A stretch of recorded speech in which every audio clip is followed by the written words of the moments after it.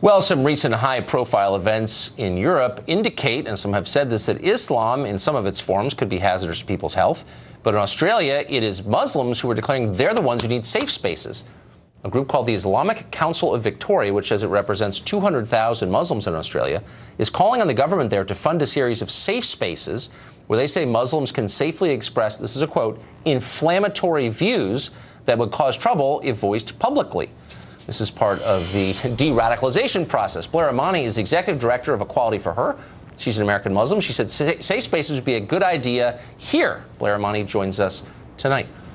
So, Blair, what exactly would a safe space for Muslims look like? What does that mean exactly? Well, first, I think we need to start by understanding that everybody kind of misunderstands what a safe space means. And so for me today, I'm talking about safe spaces being somewhere where you can be who you are without fear of being surveilled, having violence committed against you, or being harassed. And I think it's a good idea to have everywhere. America was built on the idea that we could express our religious freedoms, that we can have free speech. I know that's something that you very much believe in. Yes. And I think it's, a necessary thing. And we're talking about safe spaces for Muslims. We need to recognize that we've been surveilled for a very long time. I converted to Islam 2 years ago, but for folks who have been Muslim and living in America, it's a crisis for them because, you're being surveilled, you're being watched, and children are being affected. We may have to stop you there. Why do you think law enforcement agencies would put Muslims under surveillance?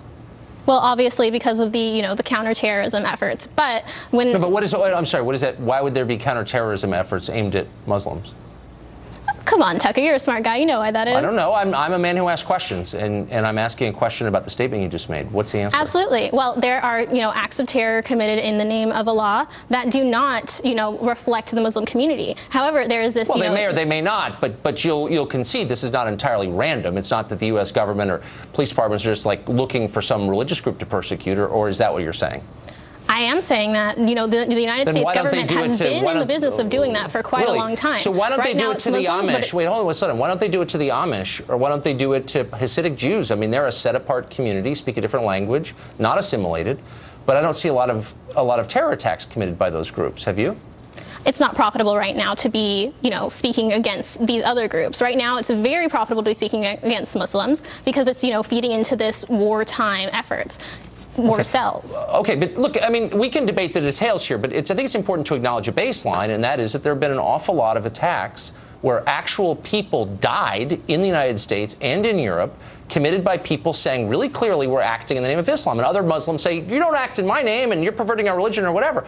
But there's still people who have killed a lot of other people in the name of Islam. So it's not like some mass fantasy that law enforcement is acting out of. This is a real thing, and I don't understand why groups like yours won't acknowledge the reality of that, because it is there, it's true.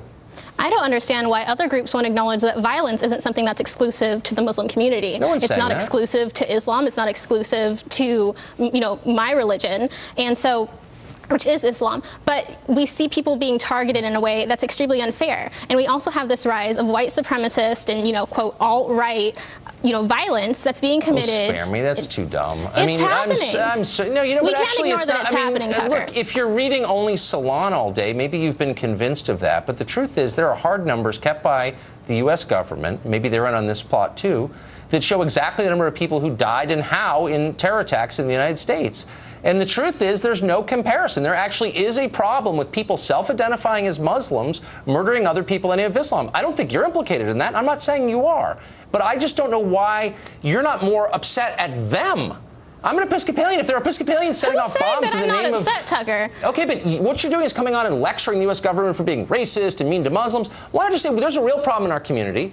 We're trying to do something about it, but maybe they should stop surveilling us so much. That would be a fair thing to say, but instead it's like it's always the fault of the larger society, and that just, that's just silly. Fair. You see what I mean? Well, Fair? I think, it's ridiculous that the idea that we can't have those safe spaces, like we were saying, is something that's out of the question. The truth is that Muslims are being targeted in ways, and truly there are other communities that need safe spaces, which includes the LGBTQ community, the Black community. Okay. There needs to be spaces where people are I'm not sure you're not to speak harassed. on their behalf too, but I feel like I'm harassed a lot online. Whatever. I mean, I guess we're all victims here. But here's the question: what would Muslims say in safe spaces that they wouldn't say in public, do you think? Well, I don't speak for all Muslims, and I actually am a black queer woman in addition to being a Muslim. So from my own experience, when I go to the airport and I go to untangle, a pair of headphones and I get, visited by somebody from TSA, it's that type of thing. We have to look at the fact that it's not necessarily inflammatory things, it's the perception. In the safe space? No, this is a sincere question, though. You're asking for someone, not you, I guess, to pay for a safe space where people can say whatever they want. And I want examples of the kind of things that Muslims believe they could only say in a so-called safe space and could not say, for example, on this show or on a street corner. Like, what kinds of things would they be saying in these safe spaces? I don't think it's necessarily something that they can't say elsewhere, but it's, spaces to have internal community dialogues, to be able to hash things out, to be able to have these complicated discussions. And something else that, I really want to be out in the forefront that the Islamic Council of Victoria has also done in collaboration with the Board of Imams is speaking out against violence against women. These type of, internal community dialogues, acknowledging that there's an issue of violence against women and that, there needs to be more. In the Muslim community, there's a problem with violence against women? In all communities, there is an issue of violence against women. Have you noticed that all identity politics kind of converges in the end? So it's not just about Muslims, it's about the LGBT community, it's about black lives. It's like, at some point... Well, some of us, like myself, exist in all of those communities. It's not identity politics when it's your life. But do you also... Okay. But don't you also think that primarily you're an American? Aren't we all first and foremost Americans? I'm black first. End of conversation. Thanks, Blair. The Center for Medical Progress.